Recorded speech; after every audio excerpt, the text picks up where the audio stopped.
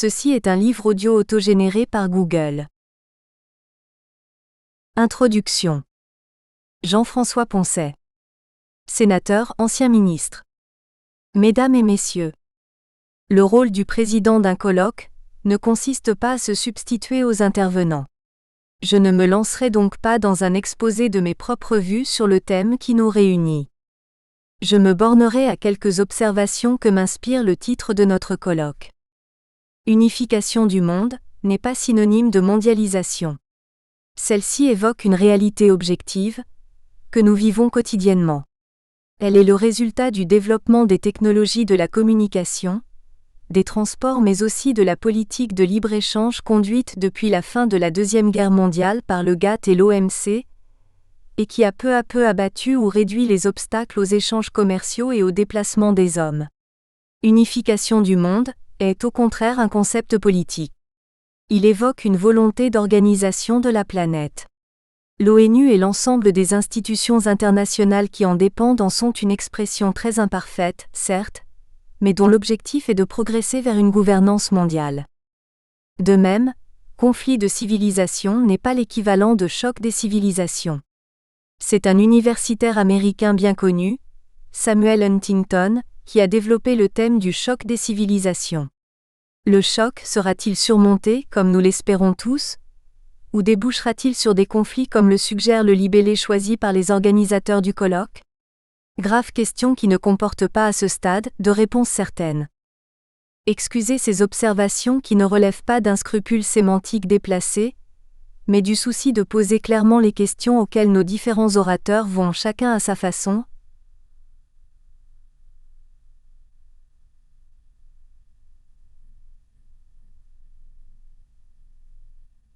répondre avec brio. Nous avons en effet la chance ce matin d'écouter un grand professeur britannique, John Rogister, un éminent ambassadeur de France, Alain de Jamette, un grand journaliste qui a longtemps dirigé l'agence France Presse, Claude Moisy, et enfin il en fallait un chercheur britannique en sciences politiques, John Crowley, dont les observations seront, j'en suis certain, marquées au sceau de la rigueur.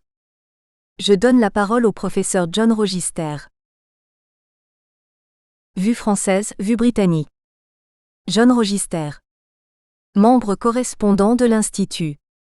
Mon point de départ doit être naturellement la constatation faite par le président Le Breton, dans le texte qui a servi de justification à la tenue de ce colloque. Cette constatation, ou plutôt les différents constats dont ce texte fait état, commence par l'effondrement de l'Union soviétique, victoire de la démocratie et des droits de l'homme, ou retour au nationalisme du XIXe siècle et de la première moitié du XXe siècle ?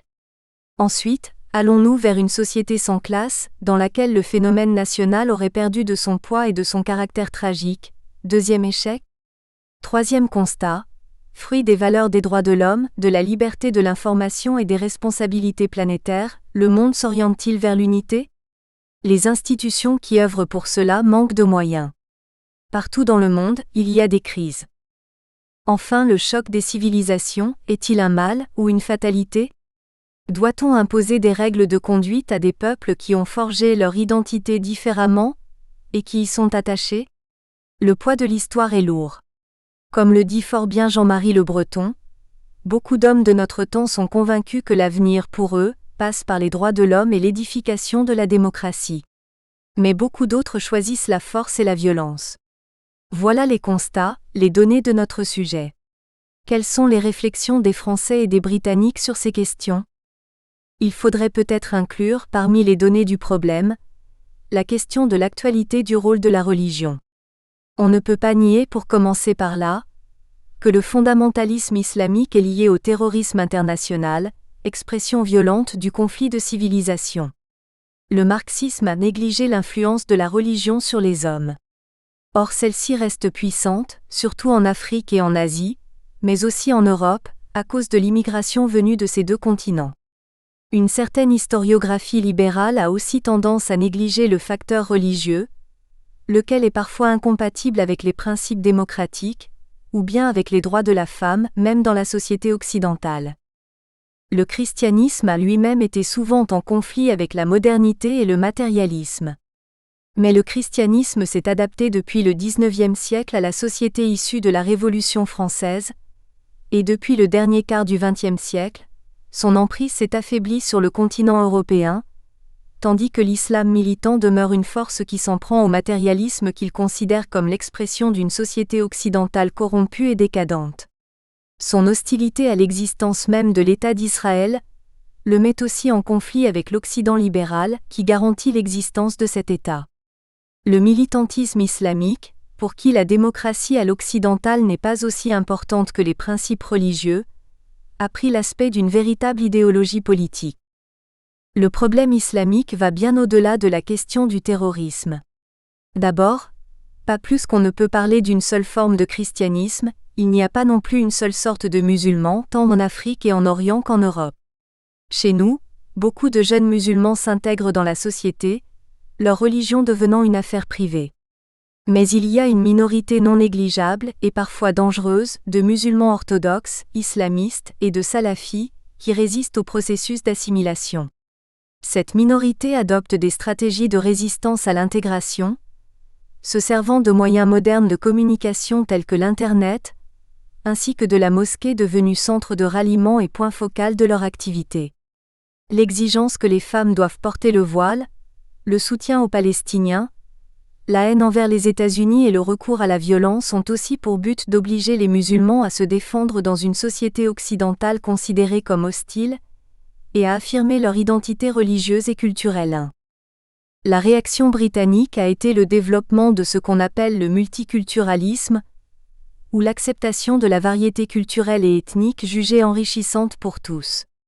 On ne peut pas dire que cette politique ait eu un grand succès. Les musulmans anglais sont souvent, pour employer la phrase de MEYAP, des demi-britanniques qui conservent des passeports pakistanais et bangladeshis et qui peuvent vivre leur existence pratiquement sur 2 continents. Le conflit des civilisations se déroule tout autant en Angleterre qu'en Orient II. Les problèmes du multiculturalisme sont également ressentis en France. En 2004, Blandine Kriegel, présidente du Haut Conseil à l'intégration, déclarait que les multiculturalistes ont raison de prôner l'ouverture à la différence culturelle. Ils ont tort d'exhorter à rompre avec notre tradition d'intégration. 3. Avec près de 173 000 nouveaux immigrés légaux en 2003, la France s'engageait à donner une formation civique à ces nouveaux immigrés et à leur enseigner les lois de la République que, de leur côté, on leur demandait de respecter. Les incidents lors du match France-Algérie, au cours duquel on avait sifflé le drapeau français, genre d'incident qui a été répété par la suite au sujet de la Marseillaise, indique bien le chemin qui reste à parcourir pour faire partager le sens d'appartenance à la France à certains milieux d'immigrés.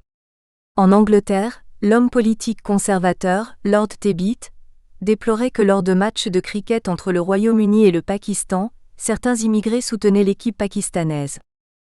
D'un autre côté, si un État ou une nation se définit par son histoire, par ses traditions politiques et religieuses, par sa culture ou par son influence passée dans le monde, comment cette intégration de communautés fondamentalement différentes sous tous ses aspects peut-elle se faire?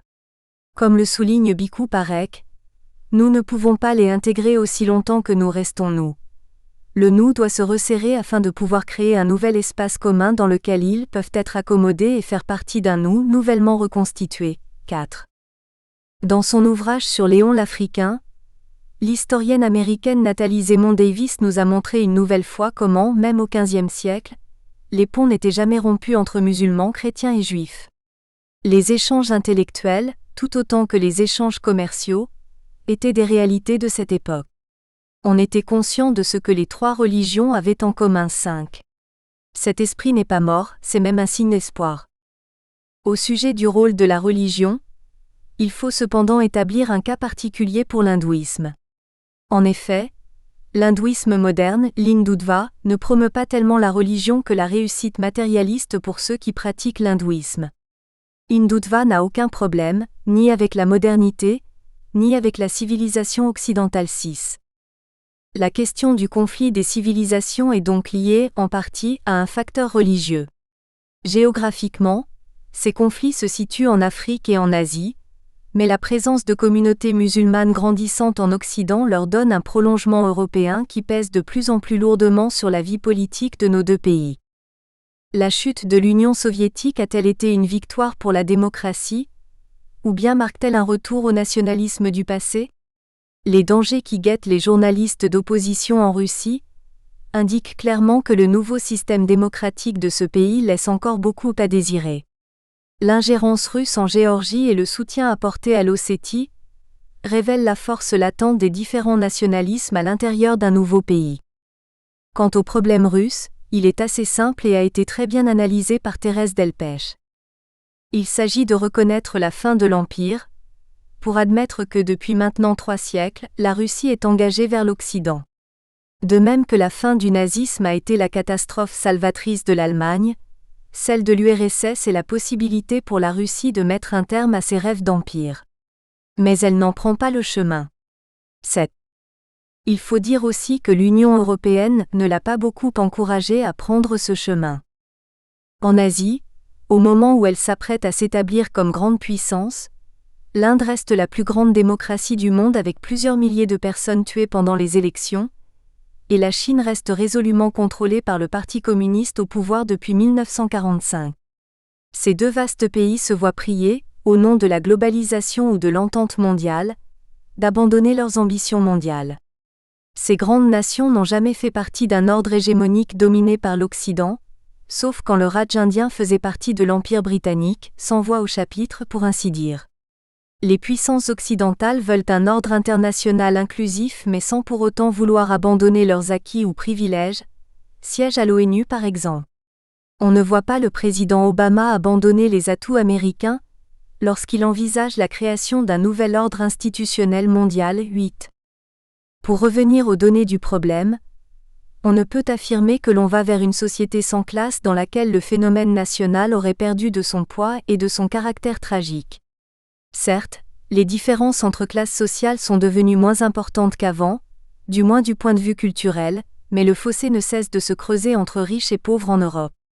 Cela ne s'exprime plus tellement par des différences de classe sociale, d'éducation ou de culture. On serait même tenté de dire que l'on assiste parfois à l'enrichissement des uns, sans que cela entraîne leur embourgeoisement, comme cela aurait été le cas pendant les 2 derniers siècles. À cela répond l'appauvrissement des autres sans déclassement social. Quels sont les facteurs nouveaux qui peuvent contribuer à harmoniser la société au XXIe siècle? On a évoqué dans un contexte plutôt négatif, le rôle de la religion. Un côté positif serait peut-être la tendance à vouloir fondre toutes les religions convenables dans une affirmation générale de l'importance des valeurs spirituelles, morales et humaines, dont on reconnaît l'utilité pour la cohésion d'une société. Il y a ensuite le sport, activité mondiale s'il en est, susceptible de passionner les foules et d'influencer leur comportement en tant qu'individus.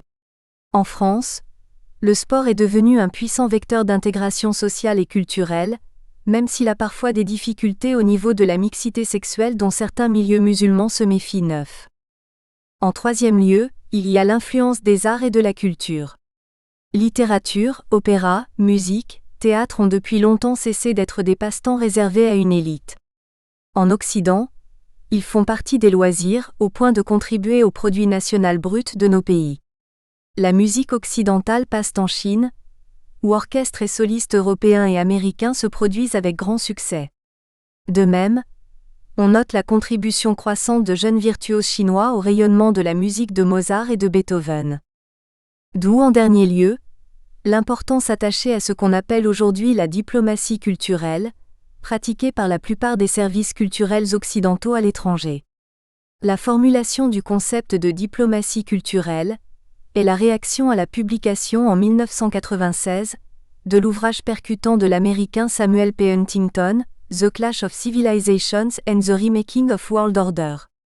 Un colloque, tenu à Wilton Park en Angleterre l'année suivante, devait redéfinir les buts de cette diplomatie culturelle, basée sur le rejet de tout sentiment de supériorité d'une culture sur une autre, et ancrée sur la nécessité des échanges entre civilisations. L'enseignement des langues mondiales est au cœur de la diplomatie culturelle. Le respect mutuel entre l'islam et les croyances occidentales fut souligné par les orateurs musulmans et autres participants au colloque 10. Dans les conclusions rédigées par Robert Fox, les participants au colloque rejetèrent la vision apocalyptique de Samuel Huntington, la comparant à celle que l'on avait en Europe à l'aube du premier millénaire chrétien, où les auteurs des chroniques were ready to see the world of the flesh about to dissolve in a pandemic of war, pestilence, flood and other manifestations of environmental collapse. 11. Une telle vision des choses, déclarait Fox, était le produit d'une prophétie, based on emotion a much a reason, and should be treated with caution as source materials for modern international discourse and cultural exchange. 12. Et pourtant, doit-on forcément rejeter le témoignage du passé ou de l'histoire ? Comme le disait fort bien cet historien à la pensée subtile qu'était feu Jacques-Henri Pirenne, l'histoire ne cherche pas à donner une fiction interprétative du passé. Elle prétend s'occuper de ce que furent jadis les réalités de la vie de société, pour mieux appréhender celles de nos jours. 13. Francis Fukuyama avait tort de penser que l'histoire aura une fin, car la science historique ne sera jamais achevée parce que l'humanité est éternellement changeante, comme le disait Henri Pirenne. Le petit-fils de ce dernier, Jacques-Henri, pensait que par exemple, des régions comme la Géorgie, l'Arménie et l'Azerbaïdjan situées sur la voie naturelle du commerce de la mer Caspienne à la mer Noire, et qui servaient jadis de trait d'union entre des peuples différents sont devenus des champs de bataille. 14. Il écrivait cela en 1993, au moment où une ligue de coopération économique de la mer Noire venait d'être conclue entre les États de la région pour éviter de nouvelles guerres. Sa mort l'a empêché de connaître les tragiques événements de 2008, qui remettent cette coopération en question, tout en soulevant de nouveau la menace des nationalismes locaux. Pour conclure, la menace principale qui pèse sur la civilisation occidentale reste la montée de l'islamisme intégriste, à laquelle est venue se joindre une crise financière et économique sans précédent qui risque d'affaiblir les sociétés de consommation. Pour se défendre, l'Europe de demain conservera-t-elle les acquis fondamentaux de la Révolution française avec un pouvoir représentatif, la liberté de l'individu et l'égalité des chances de développement, comme se le demandait Jacques-Henri Pirenne, ou bien s'orientera-t-elle vers le pouvoir technocratique d'une administration supranationale ou suprarégionale, comme au temps de Charlemagne ? 15. That is the question. L'histoire est la science du passé et non pas de l'avenir. 16. État des lieux aux Nations Unies. Alain de Jamette, ambassadeur de France. Nous allons parler et entendre parler tout au long de cette journée d'opposition, de fracture, de choc et aussi de rapprochement, de dialogue, d'alliance. Tous ces mouvements ont leur écho, laissent leur empreinte aux Nations Unies. D'où ce regard sur l'état des lieux à New York et ailleurs. Pour se porter sur cette scène, il faut accepter une convention, que l'ONU représente assez fidèlement l'état du monde. L'idée est plaidable.